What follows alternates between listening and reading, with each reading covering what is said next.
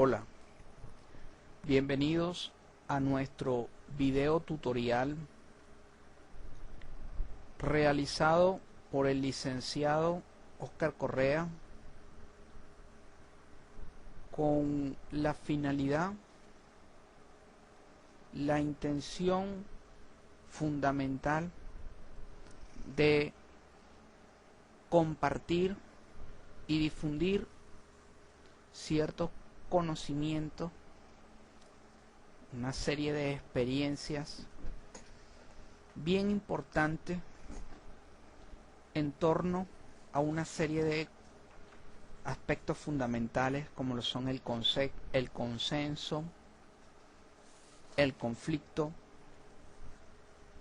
empresa, trabajador, empleador y por supuesto una serie de aspectos que estos conocimientos, estas teorías tienen bases en ciencias sociales bien importantes como la sociología, la antropología, inclusive en el ámbito jurídico pueden ser desarrolladas y se pueden tomar ciertos tips bien fundamentales, ¿okay? Sobre todo cuando se hace el abordaje desde el punto de vista jurídico, se toma en cuenta en este caso las disposiciones fundamentales, las normas fundamentales de un país en el ámbito jurídico con aplicación en el tema que estamos tratando. La intención fundamental del video tutorial es que todos los que se encuentran, los que tienen la oportunidad, y para mí es un gran honor poder transmitir esta información a todos los que escuchan, entonces todos los que tengan esta oportunidad mediante el uso de la tecnología de la información, disponer de acceso a este tipo de videos,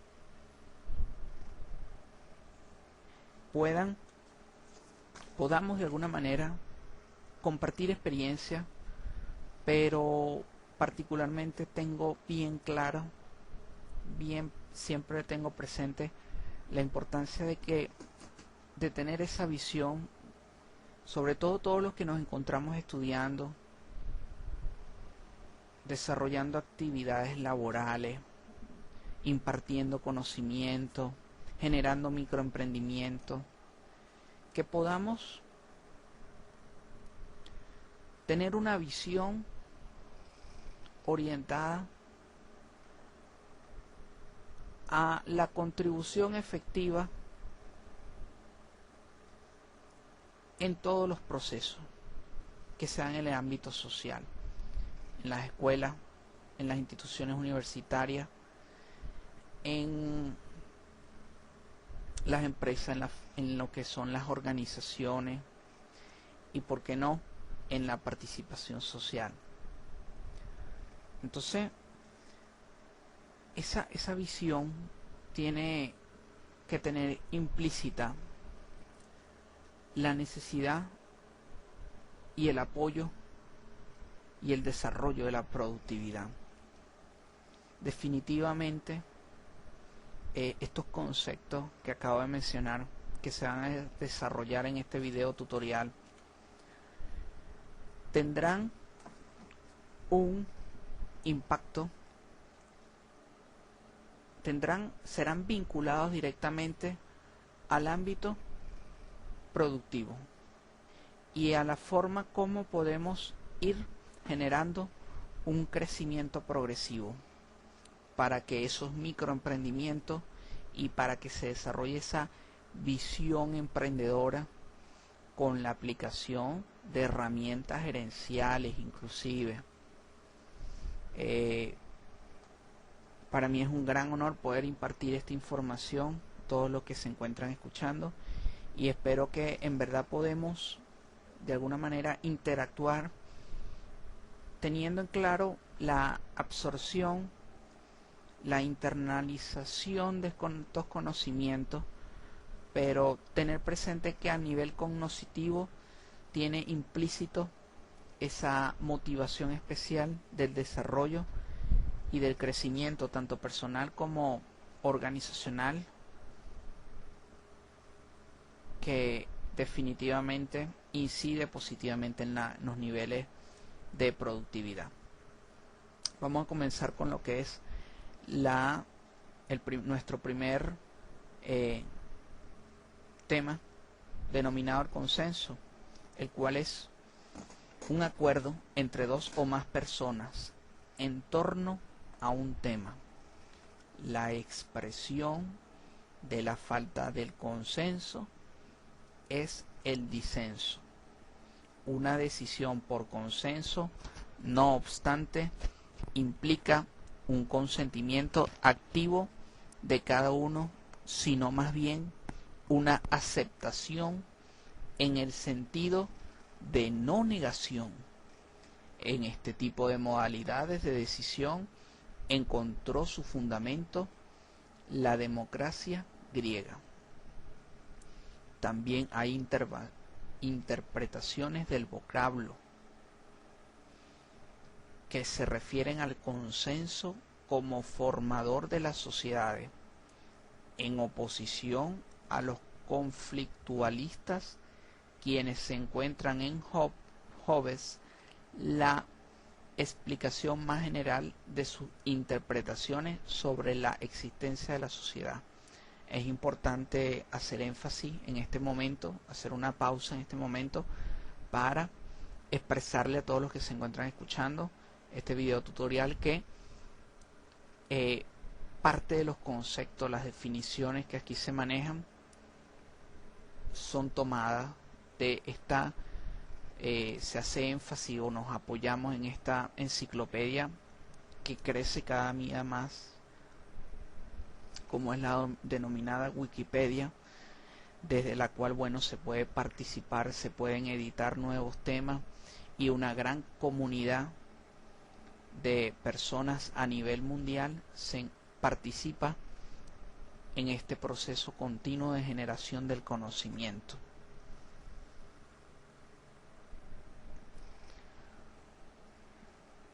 Hablando, es importante, por supuesto, señalar como fuente fundamental de nuestra expresión, de esta investigación que hemos desarrollado para todos ustedes y del compartir de estas experiencias para todos ustedes, es importante decirles también que,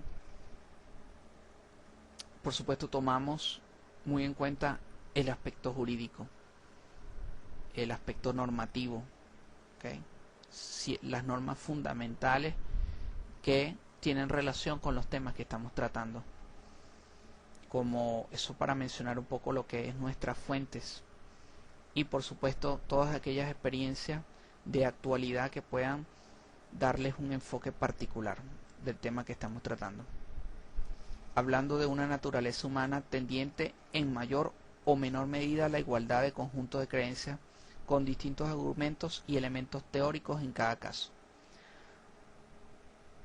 Durante la transición española, la expresión consenso, que llegó a convertirse en un lugar común o lema de la transición, se aplicó insistentemente a la consecución del consenso constitucional o pactos que permitieron la redacción de la Constitución de 1978 por acuerdo de una gran mayoría de las fuerzas políticas. Especialmente se solía identificar el consenso con el entendimiento entre las dos principales, la gobernante UCD y el primer partido de la oposición PSOE, siendo los principales negociadores Fernando Abril, Alfonso Guerra.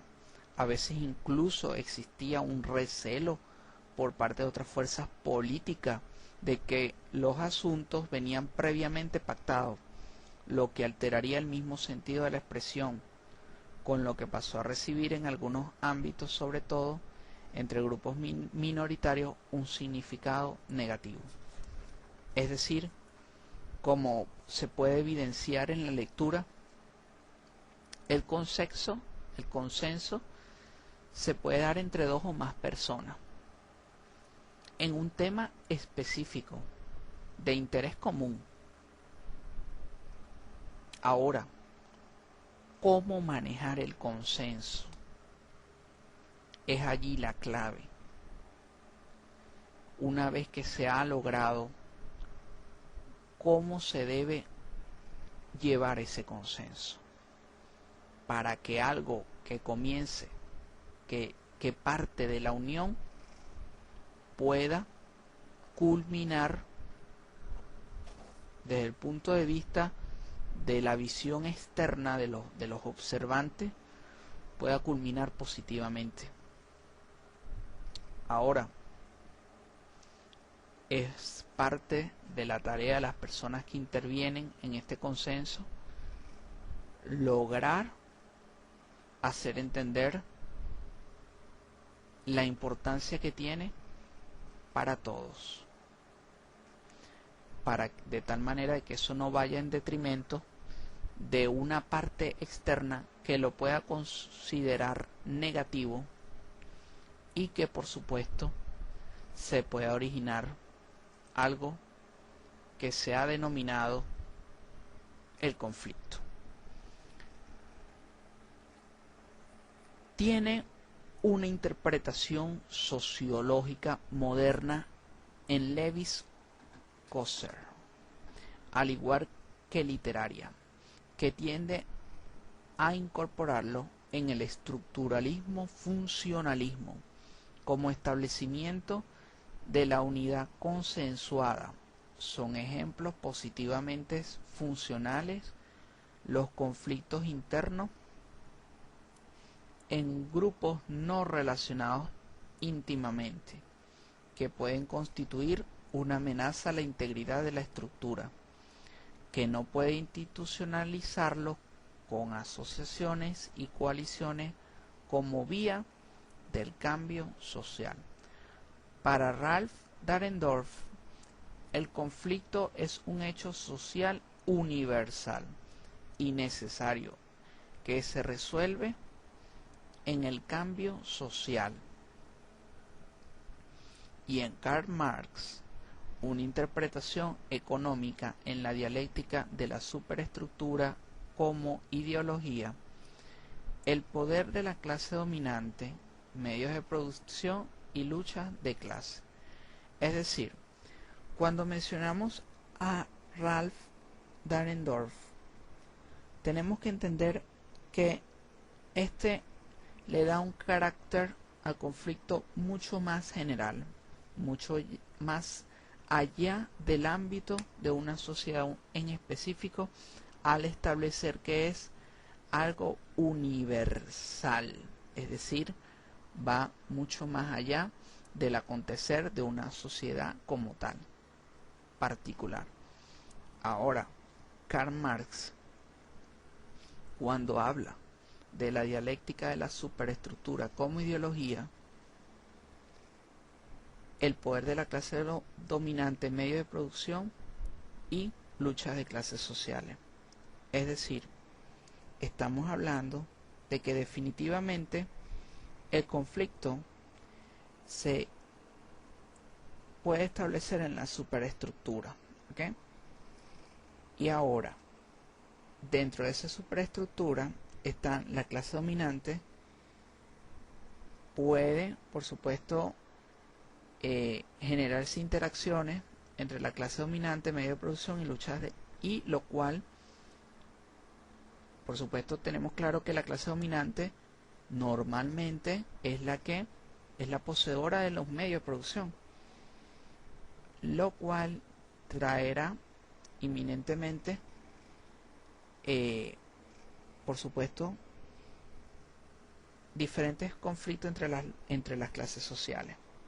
En Hegel, la lógica se basa en el principio de contradicción. y Marx construye una dialéctica para la transformación revolucionaria que esboza esquemáticamente Engels, con la ley de unidad y lucha de los contrarios, ley de la conversión de la cantidad y calidad y viceversa, y la negación de la negación. En el materialismo histórico es el desarrollo de la producción cuyo motor es la lucha de clase. Ahora sí, vamos a mencionar lo que son las teorías del conflicto social. Las teorías del conflicto social sirven para explicar cómo la sociedad necesita orden e integración, que puede conseguirse con consenso o con coacción. Definitivamente podemos hablar desde los tiempos de Rousseau, que podemos mencionar inclusive Jacques Rousseau, 1713, nacido en Ginebra, cuando ya él hacía referencia a lo que es el contrato social. ¿Para qué? Para la búsqueda, bueno, de la diferente, engranar las diferentes situaciones a nivel social. Ahora John Rawls, principios del siglo XX, continúa la teoría, principios del siglo pasado, siglo XX, y por supuesto ya hablaba del contrato social para la búsqueda de la armonía. ¿Okay? Es decir, ya ellos, de un punto de vista, son unas teorías ya en el ámbito jurídico que quiero relatarles, pero ya se puede dilucidar la subyacencia del conflicto, que es algo que no es particularmente novedoso, es algo que siempre se ha buscado la orientación hacia, por medio de contrato, por medio de diferentes formas para conllevar esas situaciones conflictivas a nivel social. En cualquier caso, el conflicto es el factor del cambio social que funciona con la formación de grupos de cambio y acción social para la integración por la vía del cambio de estructura que propician los grupos de presión o intereses mediante pactos con el resto de los artífices del cambio. Una exposición histórica de las teorías sociológicas de forma exitosa puede encontrarse en el Diccionario Crítico de Ciencias Sociales. Bueno, definitivamente cuando se habla de estructuras a nivel social, sí, pueden generarse movimientos de personas que se asocien para dar respuestas efectivas a determinadas situaciones. Por ejemplo, personas que se agrupen para dar respuestas a una necesidad de producir un determinado insumo, determinado producto que sea necesario en un momento dado. Entonces ese producto, esa organización como tal, trae la creación de una nueva estructura social a nivel del sector productivo. Continuamos con conflicto social. La convivencia social es considerada una mínima abundante de conflictos, donde la fuente más abundante de molestia son los demás.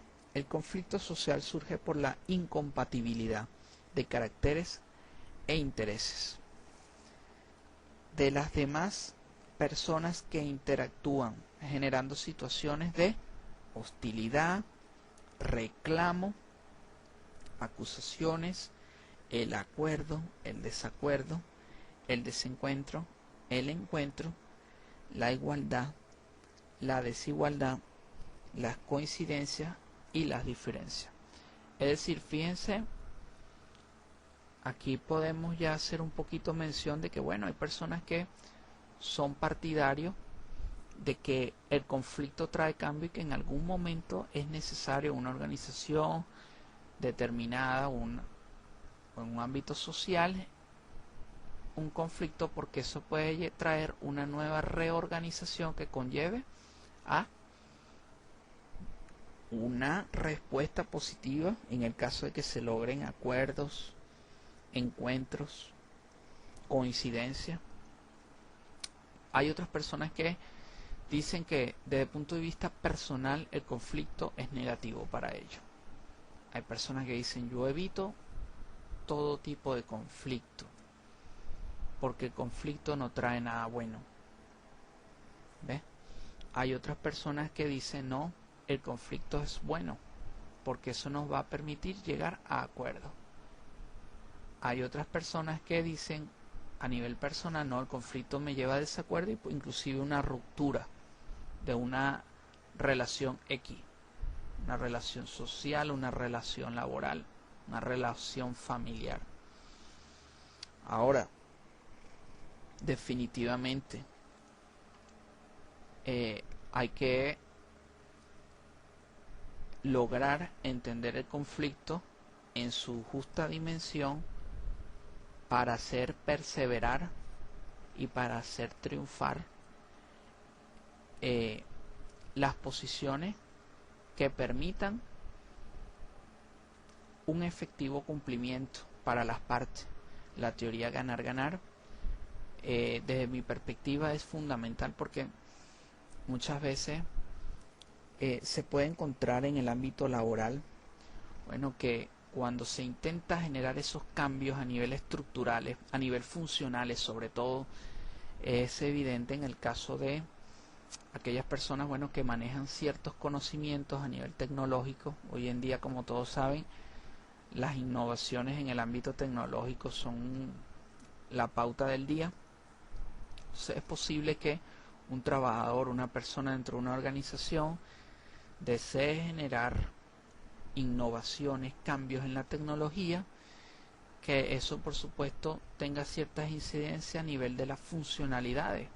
Por ejemplo, agilizar ciertos procesos en el ámbito del adiestramiento. Hoy en día se hace más que evidente la importancia que tiene este tipo de sistemas de multimedia para el internet, donde entendemos, bueno, que muchas personas aprenden de forma visual, auditiva, utilizando el audio, la visión. Entonces esto conjuga inclusive el tacto cuando nos interrelacionamos con el teclado, el mouse. Entonces este tipo de sistema de multimedia conjuga ciertos aspectos que son bien vitales y que se está demostrando hoy en día que juegan un papel relevante en los procesos, por ejemplo, de adiestramiento. Ahora, una persona que desea innovar en los procesos de adiestramiento, incorporando las nuevas tecnologías de la información, sistemas de multimedia dentro de una organización, necesariamente tiene que introducir en su paquete tecnológico una herramienta que es bien conocida por todos como lo es la comunicación. La comunicación efectiva le va a permitir a la persona que promueve el proyecto dentro de una organización hacerle llegar la información, que es lo que se quiere lograr, y si mejor todavía, si es posible, hacerle entender a las personas cómo pueden participar y cómo ese proyecto innovador, en este caso el ejemplo práctico y concreto que estamos haciendo referencia, cómo ese sistema multimedia puede conllevar a que las personas realicen de forma individual sus procesos de generación de aprendizaje, por supuesto basado en la detección previa que se haya realizado. Pero definitivamente la comunicación efectiva y, ¿por qué no?, la comunicación afectiva, que desde un punto de vista puede ser visto como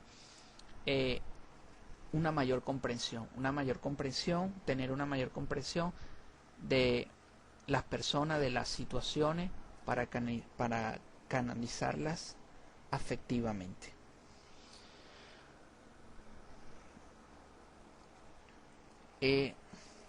Definitivamente hay personas que pueden encontrar que en un momento determinado una propuesta puede representar un conflicto para ella.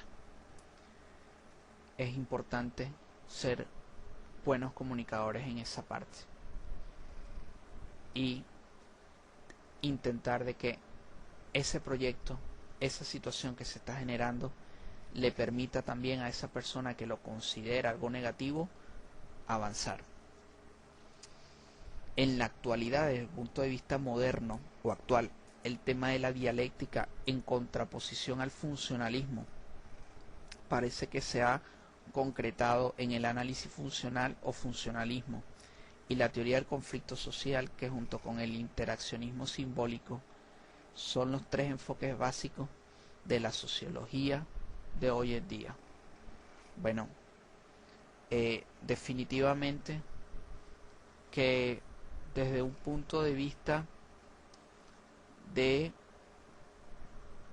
la simbología que utilicemos como parte de nuestra expresión puede ser fundamental para lograr canalizar posibles encuentros en medio de situaciones que parezcan eminentemente adversas.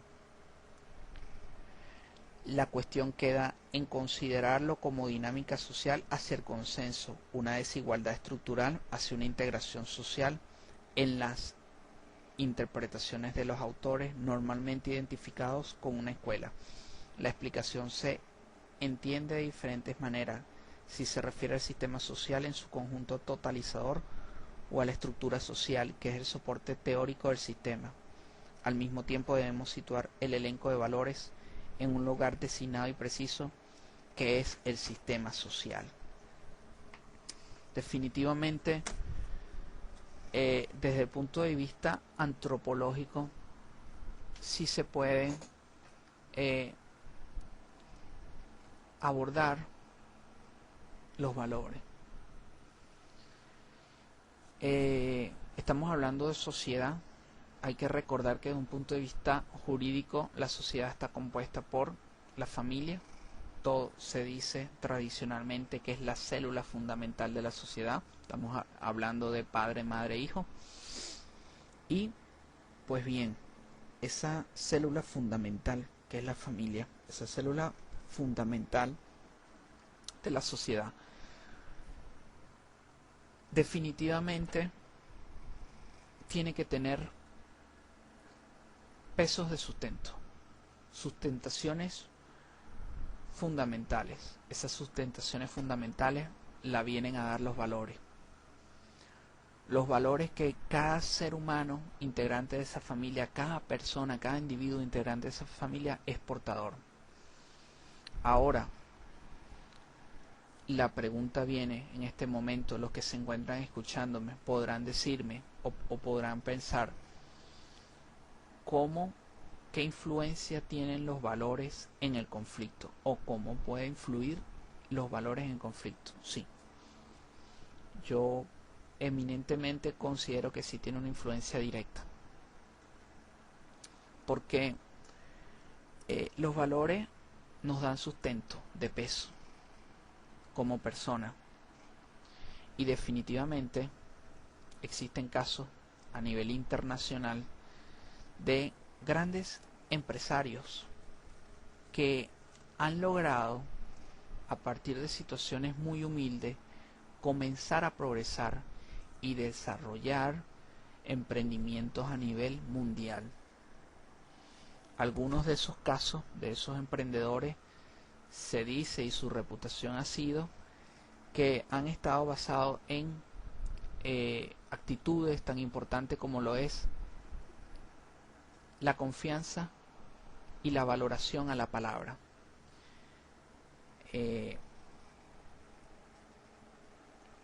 Empresas internacionales en el ámbito hotelero se ha visto cómo esos emprendedores que han tenido confianza ante situaciones adversas, inclusive situaciones donde han confiado, han tenido la confianza suficiente, han tenido la esperanza, han invertido en sitios, en lugares, pues que en empresas, en lugares que donde la mayoría de las personas lo valoraban como de alto riesgo, han tenido esa visión de que sí, lo que los demás ven adverso, esto puede llegar a florecer. Y con el paso del tiempo, con el paso de los años, tuvieron la razón. Adicionalmente a eso, por las entrevistas realizadas a las personas que han conocido a este tipo de personajes emprendedores, dicen y comentan que definitivamente son personas en las cuales se puede confiar, porque tienen su fundamento en la palabra y sobre todo la honestidad, que es algo que en inclusive auditorías de calidad se evalúa desde un punto de vista de la falla, desde un punto de vista de los factores críticos que existen, que falla, si hay fallas estructurales, circunstanciales o un cumplimiento satisfactorio. Entonces, la honestidad definitivamente, incluso existen ciertos métodos de valoración, ciertos instrumentos que han logrado valorar el nivel de honestidad, inclusive a nivel organizacional. Ahora, ¿cuál es la importancia de hacer énfasis en estos valores? Bueno, el caso de la empresa hotelera que estoy haciendo mención, bueno, sencillamente se logró difundir por diversas partes del mundo, diversos continentes, pero la reputación de su fundador, por entrevistas de personas, coincidía, hombre de palabra. Cuando decía algo que iba a funcionar de tal manera, o que se iba a relacionar de tal forma, o que el lineamiento o su pensamiento, su valoración, al expresarlo en su palabra, se cumplía en la realidad. De esa manera las personas que hacían negocio con este inversionista internacional se sentían en confianza, y así, bueno, sustenta un negocio internacional basado en la palabra y sobre todo el principio de la honestidad, ese valor tan importante como es la honestidad. Valores fundamentales que inclusive debe poseer toda persona, y que al ser adquirido desde ese núcleo familiar, como coincide con la gran mayoría de las personas que he tenido la oportunidad de hablar, que estos valores, honestidad, la palabra, la valoración al otro, la comunicación afectiva, viene del hogar. En esto han coincidido muchas de las personas con que yo he tenido la oportunidad de alguna manera de entrevistar. Dicen pues que estos valores definitivamente deben de ser trasladados a todos los ámbitos sociales. Ahora, hablamos de grandes empresas que están sustentados y que por diversas entrevistas realizadas a diversos personajes, han conseguido pues que esas empresas han crecido bajo esa sombra, bajo esa luz, ese camino iluminado por esos valores. Ahora se desarrolla la empresa, crece la empresa. La empresa necesita para sus actividades funcionales y estructurales que se integren personas en su ámbito. Es por ello que es fundamental, cuando hablamos del trabajador, el cual es una persona que con la edad legal suficiente y de forma voluntaria presta sus servicios retribuidos. Cuando no tiene la edad suficiente se considera trabajo infantil. Si no presta los servicios de forma voluntaria, se considera esclavitud. Estos servicios pueden ser prestados dentro del ámbito de una organización y bajo la dirección de otra persona física o persona moral, denominada empleador o empresario, o bien como trabajador independiente o autónomo, siendo su propio dueño. Bueno, la figura del trabajador es fundamental en el ámbito empresarial en el ámbito organizacional, porque definitivamente esta unidad, que debe ser por supuesto portador de esos valores también, como hemos venido hablando, y adicionalmente en algunos casos es necesario integrar nuevos valores para estar en consonancia con la organización, definitivamente puede ser una persona natural y establecer relaciones de trabajo con una persona jurídica. La persona jurídica viene representada por esta empresa, esta organización, y la persona natural, que es el trabajador, la cual le presta un servicio, ¿ok?, a esa organización o esa empresa, y ese servicio es retribuido. Ahora, es importante destacar el último punto que hace mención a el trabajador independiente. Definitivamente, para poder contextualizar este punto, para poderles contextualizar a todos los que se encuentran escuchando, definitivamente hoy en día existen diversas modalidades en el ámbito productivo. Hoy en día, por ejemplo, se hace énfasis aproximadamente hace 10 años atrás de la modalidad del sistema de trabajo o enfoque networking, conocido como multinivel, en el cual una empresa tiene una serie de personas que laboran de forma independiente.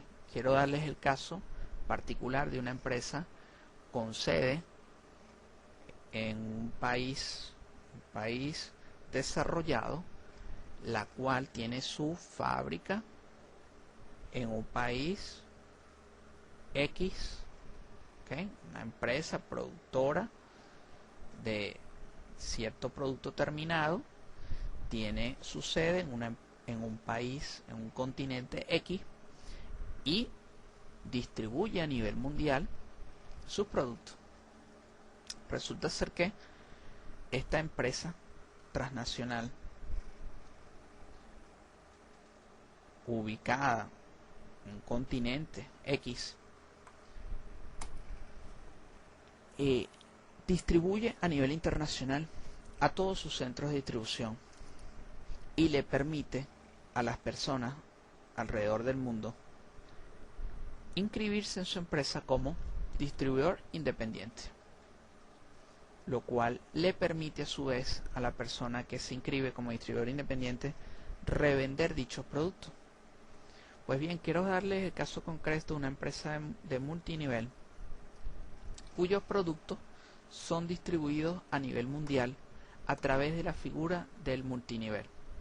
Tiene centros de distribución en todas partes del mundo que han sido fomentados, han sido creados a su vez por personas naturales, personas que en un momento se inscribieron como simples distribuidores independientes y que, bueno, con el paso del tiempo, al ir haciendo crecer sus redes de multinivel, es decir, inscribiendo a otras personas y multiplicando el negocio, haciendo llegar, cumpliendo la misión del negocio y haciendo la reventa del producto como tal, se han expandido y llega un momento pues en que deciden pasar de forma de esa figura jurídica de persona natural a persona jurídica o sujeto jurídico. Entonces, persona jurídica en este caso. Entonces constituyen un registro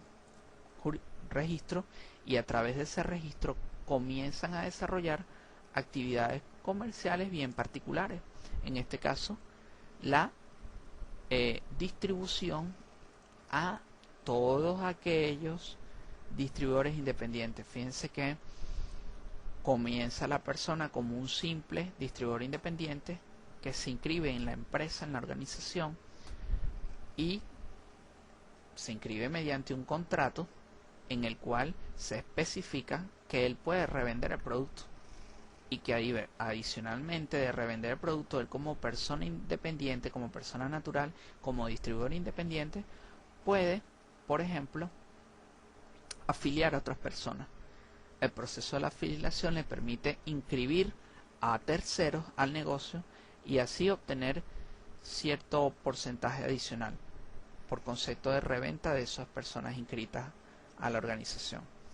Entonces, fíjense qué interesante. Con el paso del tiempo se ha visto en algunos casos de personas con ese tipo de emprendimiento que han tenido éxito y han llegado en sus países originales a establecer centros de distribución. Entonces pueden atender a los otros distribuidores independientes y distribuirle productos a los distribuidores independientes y a las personas naturales que deseen adquirir dichos productos. Entonces, fíjense cómo serían las relaciones aquí que se establecen. Vamos a suponer un ejemplo práctico. Esta persona en el año 2000 comienza su negocio, se afilia como distribuidor independiente, es persona natural. En el año 2005 decide continuar su negocio, pero ahora mediante el establecimiento de la persona jurídica a través de un centro de distribución, comienza a distribuirle a los otros afiliados y así va haciendo crecer su negocio. Por supuesto, partiendo del principio, partiendo del emprendimiento, que es un principio, un microemprendimiento, y poco a poco se va expandiendo. Con esto hemos logrado abarcar nuestro tema del video tutorial. Quiero hacerles un resumen de lo que hemos logrado abordar. Primeramente, el tema del consenso. Segundo, lo relacionado al conflicto. Y por último, lo relacionado al trabajador. De antemano quiero agradecerles su atención prestada y quiero invitarlos a que continúen abordando los siguientes videos tutoriales en los cuales se abordará, entre otros temas, por ejemplo, lo relacionado a la empresa, que por supuesto las relaciones industriales, que son temas bien interesantes que continuaremos abordando. Quiero agradecerles y invitarlos cordialmente a que continúen en los siguientes videotutoriales. Muchísimas gracias.